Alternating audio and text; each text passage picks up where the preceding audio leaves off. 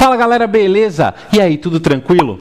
Sossegado? Espero que sim. Eu sei que não é nada fácil romper a nossa rotina da forma como foi feita. Eu sei que você aí deve estar extremamente preocupado, preocupada, estressado ou estressada com essa questão de Enem, vestibulares, mas calma.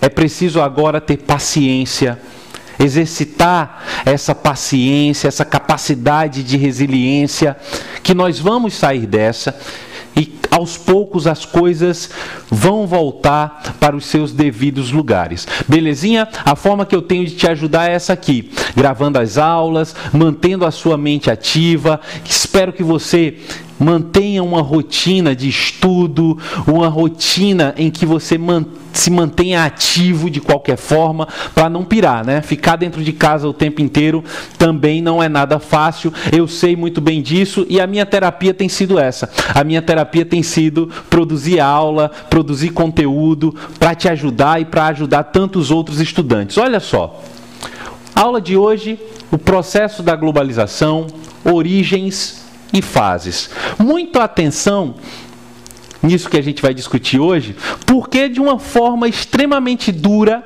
estamos conhecendo essa face da globalização. As epidemias, as pandemias, elas têm total relação com esse conteúdo. Por quê? Quando eu falo de globalização, veja só, a globalização se destaca por ser um processo em que nós vamos perceber a integração dos espaços geográficos.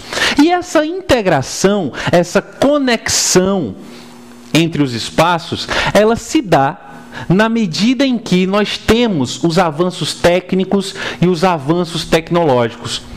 Ao longo do tempo, o ser humano ele foi desenvolvendo várias formas de melhorar o seu deslocamento, investindo em desenvolvimento de meios de transportes cada vez mais eficientes. O ser humano ele foi desenvolvendo meios de comunicação e tudo isso proporcionou uma integração espacial. Nesta integração espacial, os fluxos eles podem circular de maneira cada vez mais eficiente. Aí eu coloquei aqui, ó, os avanços tecnológicos permitem o quê? Permitem que os fluxos circulem. Os fluxos globais que nós chamamos, a gente pode entender de uma forma muito simples. O que são esses fluxos? Os fluxos globais são exatamente tudo aquilo que pode circular pelo espaço. Tudo que pode circular pelo espaço eu chamo de fluxo global. Essas coisas, elas podem ser materiais ou imateriais, desde que tenham a capacidade de circular pelo espaço, nós podemos considerar sim como fluxos globais. Aqui eu coloquei alguns exemplos: as mercadorias, o capital, as pessoas. Aliás, o que nós estamos vivendo aqui se torna ainda mais importante quando a gente relaciona com a globalização. Por quê? Imagine o seguinte, imagine tantas outras epidemias e pandemias históricas que existiram, desde a antiguidade, desde a Idade Média.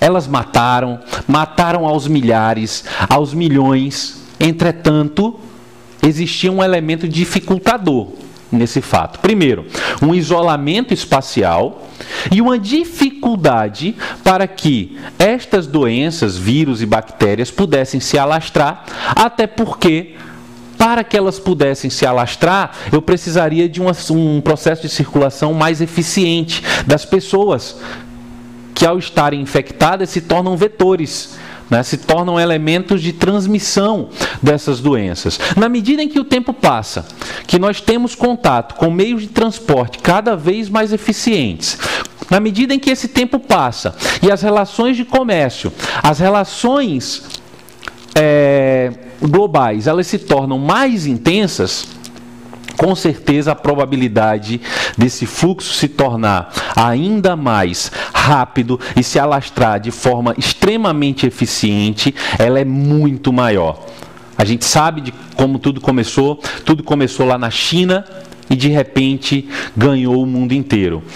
E Qual o papel da China nesse processo? Nós não estamos aqui para acusar a China, mas para entender o papel da China no contexto contemporâneo. Esta China que se tornou nos últimos anos um polo central do desenvolvimento econômico internacional, se torna também um importante polo de atração populacional e de circulação.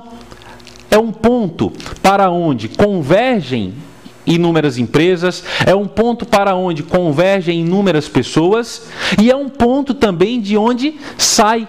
A capacidade de polarização da China é muito maior hoje em dia, se tornando assim um ponto de disseminação de várias coisas, de mercadorias, um ponto de disseminação de pessoas, um ponto de disseminação de capital.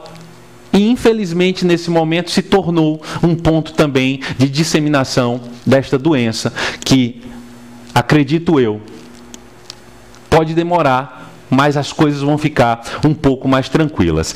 Entendendo esse processo, a gente precisa avaliar a globalização ao longo do tempo.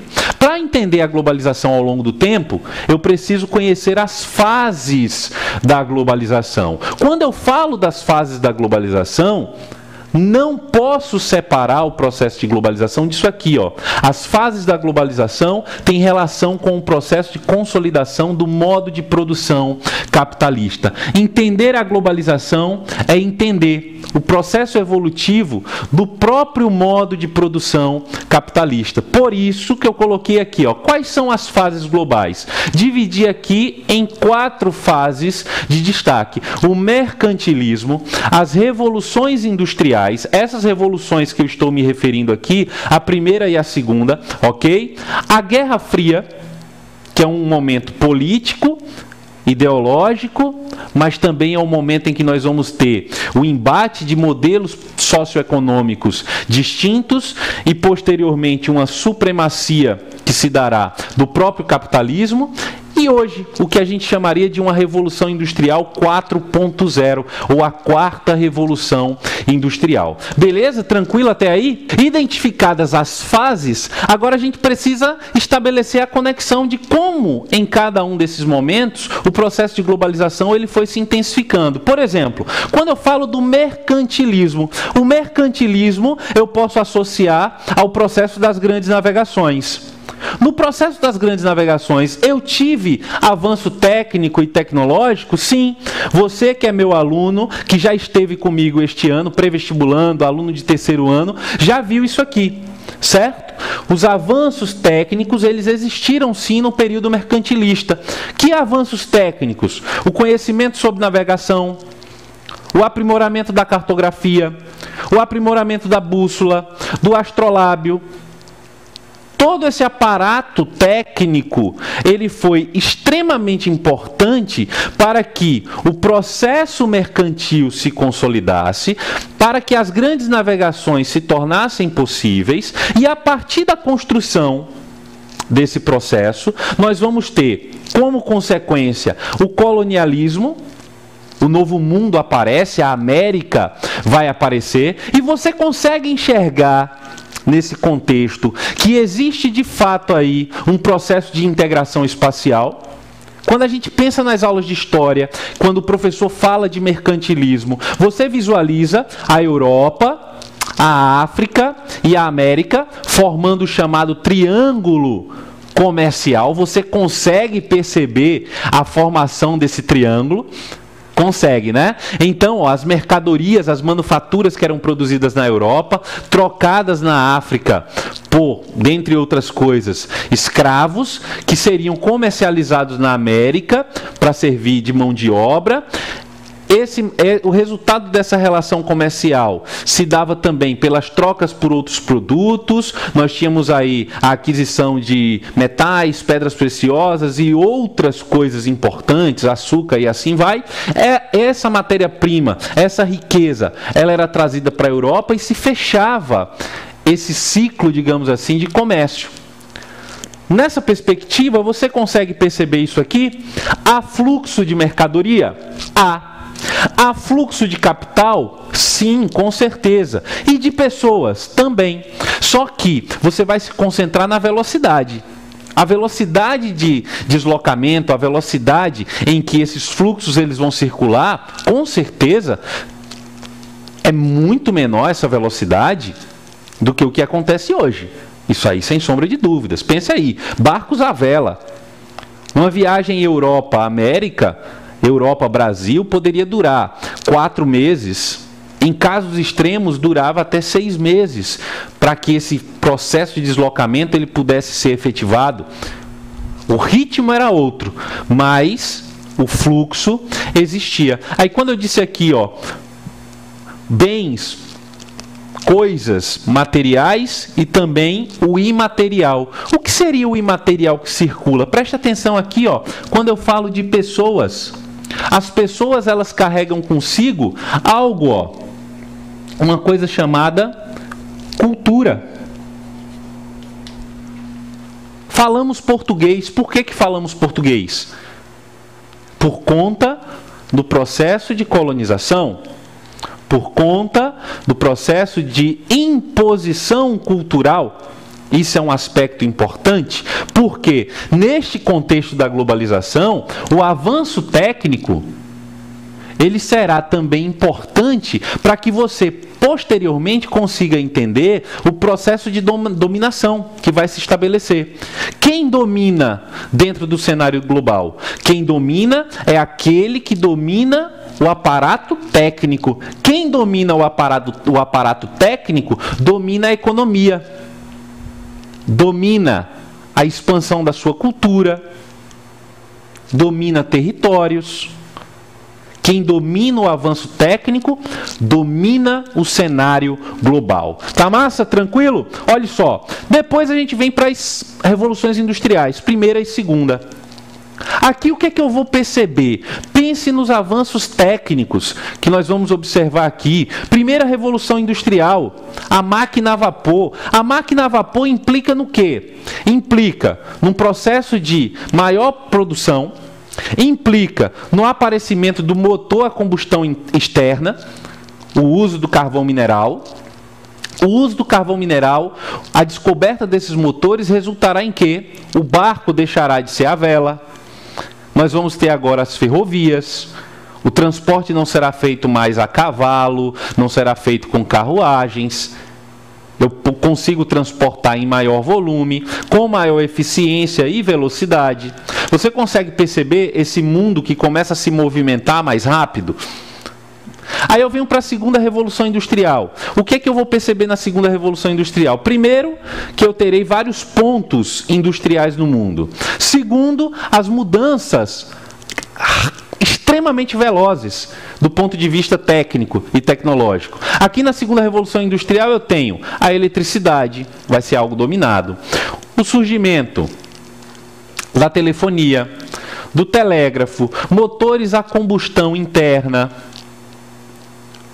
as embarcações mais eficientes. Agora eu tenho o automóvel, posteriormente eu vou desenvolver o avião. Aqui vai aparecer o rádio. Consegue fazer essa conexão comigo? Está acompanhando aí tranquilo? Então, olha só. Esse processo é um processo interessantíssimo, que vai resultar numa necessidade ainda maior de integração de espaços, porque se a produção aumenta, eu preciso circular essa mercadoria com maior eficiência, eu preciso conquistar novos mercados, eu preciso obter mais matérias-primas. Os espaços geográficos eles vão se tornando cada vez mais especializados. As áreas industriais e as áreas não industriais. As áreas não industriais vão produzir o quê? Vão ser responsáveis pela produção da matéria-prima. Tem várias coisas que a gente pode observar aí. O Brasil, ele será qual espaço nesse instante? O Brasil será o espaço não industrializado, o espaço agroexportador. Beleza? Tranquilo? Depois eu venho para a terceira fase. A terceira fase vai dar início, certo, ao que a gente vai chamar, posteriormente, de meio técnico, científico, informacional.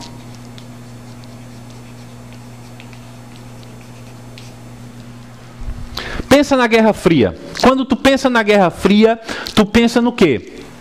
Tu pensa na corrida espacial? Nessa corrida espacial eu tenho os satélites. O satélite serve para quê? Dentre outras coisas, fora a perspectiva militar, o satélite ele serve como um elemento crucial para os meios de comunicação hoje. Você se comunica comigo nesse exato momento? Será que os satélites eles têm algum tipo de relação com isso? Foi nesse momento que se desenvolveu o aparato da informática, né? O conjunto tecnológico da informática. É aqui que vai surgir a internet. O mundo ele vai começar a ter televisão fazendo transmissões ao vivo.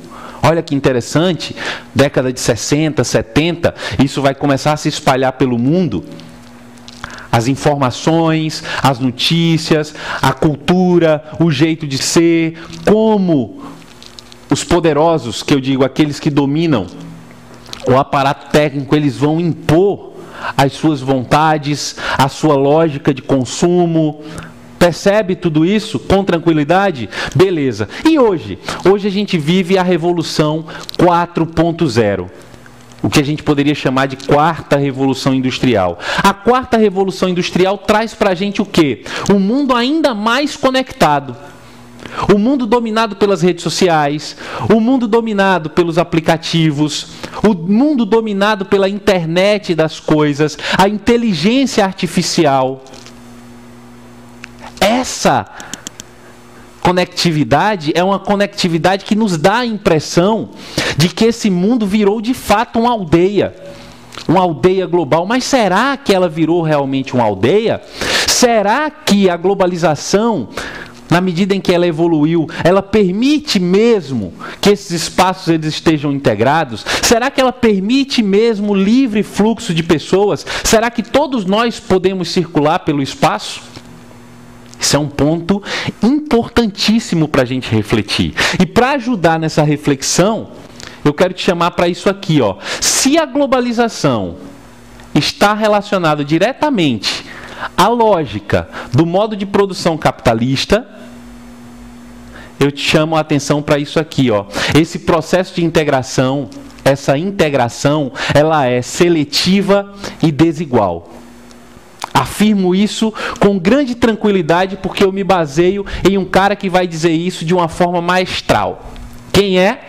Milton Santos. Eu botei aqui, ó, a crítica miltoniana. Milton Santos vai trazer para a gente a análise perfeita sobre esse cenário da globalização. Quando ele escreve o seu livro Por uma Outra Globalização, do pensamento único à consciência global.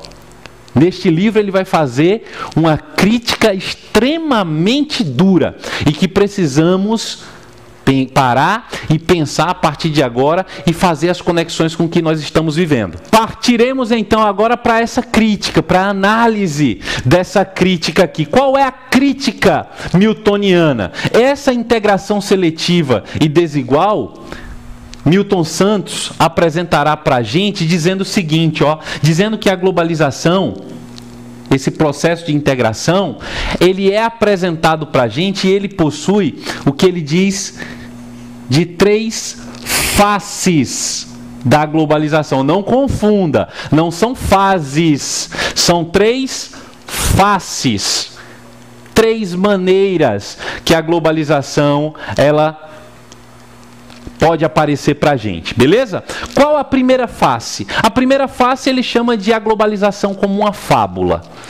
Esta fábula linda, maravilhosa, em que esse mundo é completamente integrado, em que as pessoas estão cada vez mais próximas, em que existe um encurtamento do espaço. Nesse encurtamento do espaço, a troca de informações, de cultura, mercadoria, circulação de pessoas se torna ainda mais eficiente e tudo isso é super positivo. É lindo de se ver. Afinal de contas, um mundo sem fronteiras é um mundo em que as pessoas são livres para fazer as suas escolhas, são livres para se deslocar.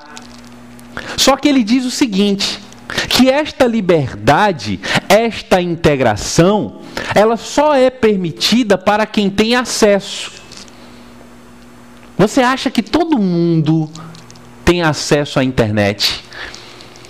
Você acha que todo mundo tem o acesso que você tem neste exato momento de estar me assistindo? Faça uma pesquisa rápida quando essa aula terminar. Pesquise o seguinte: pesquise o acesso à internet no âmbito mundial. Perceba quais são as áreas em que o acesso à internet é praticamente 100%, mas você verifica também quais são as áreas que nós não vamos ter sequer acesso. Pesquise sobre os espaços onde estão instalados os servidores que distribuem as informações da internet, né, que coletam, armazenam e distribuem esses dados.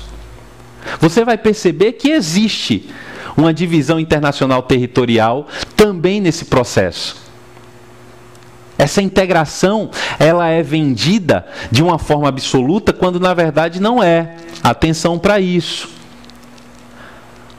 É seletivo também do ponto de vista da circulação das pessoas.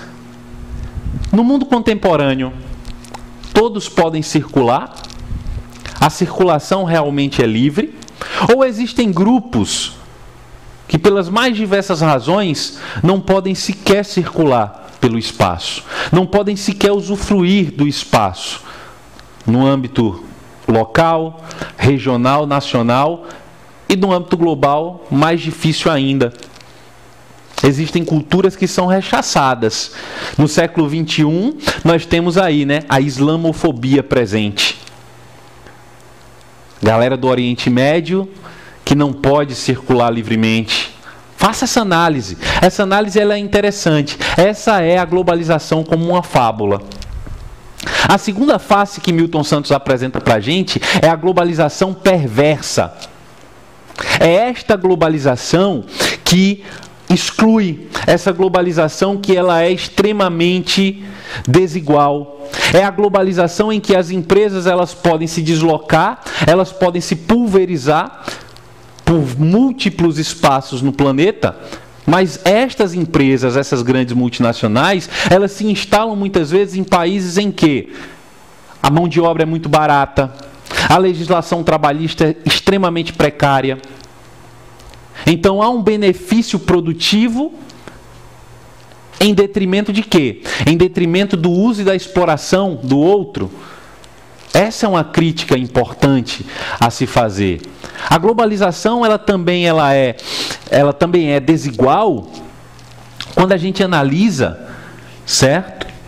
A própria condição de infraestrutura que os lugares têm. Você já parou para pensar no nosso país, nesse exato momento, em que se discute e que se pede, fique em casa? Você já parou para analisar que existem milhares de pessoas neste exato momento no nosso país que não têm casa? Os chamados moradores de rua. Aliás, as pessoas que estão em situação de rua. Porque ninguém mora na rua. Ninguém mora na rua. E essas pessoas, como elas estarão? Quem vai atendê-las? Elas são invisíveis. Talvez elas não estejam nem presentes nos cadastros nacionais de atendimento. Essa desigualdade, ela é uma face. Ela é uma face perversa, sim. É a face perversa que Milton Santos traz aqui pra gente. Beleza? Eu vou colocar na descrição desse vídeo, disponibilizar aí o PDF, certo? Um link para você acessar o PDF do slide dessa aula, para que você possa acessar os fragmentos importantes dessa nossa análise. Tranquilo? Para finalizar, Milton Santos diz o seguinte: tem a terceira face da globalização, que na verdade é a proposição que ele faz. A globalização como poderia ser. A globalização que deveria utilizar como elemento positivo essa proximidade maior. As pessoas que vivem nas cidades, as pessoas estão mais conectadas, as pessoas estão mais unidas, elas estão juntas. E essa proximidade, será que ela não poderia ser utilizada de uma forma mais positiva para uma mobilização maior? Talvez esse momento que nós estejamos vivendo sirva para isso, para que a gente compreenda que a gente pode fazer o bom uso do aparato técnico. A gente pode contribuir de alguma forma. Nós estamos aqui fazendo isso. Essa aula é uma aula que vai te beneficiar, que vai beneficiar outras pessoas também. É o momento em que nós temos que pensar de maneira coletiva.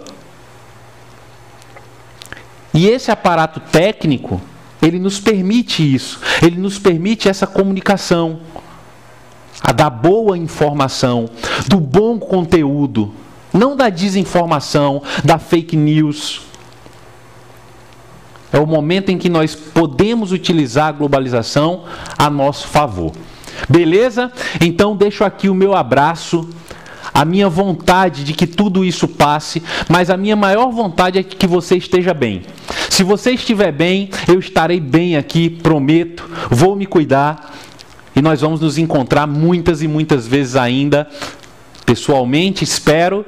Enquanto não puder pessoalmente, a gente se encontra por aqui. Beleza? Um abraço, até a próxima aula.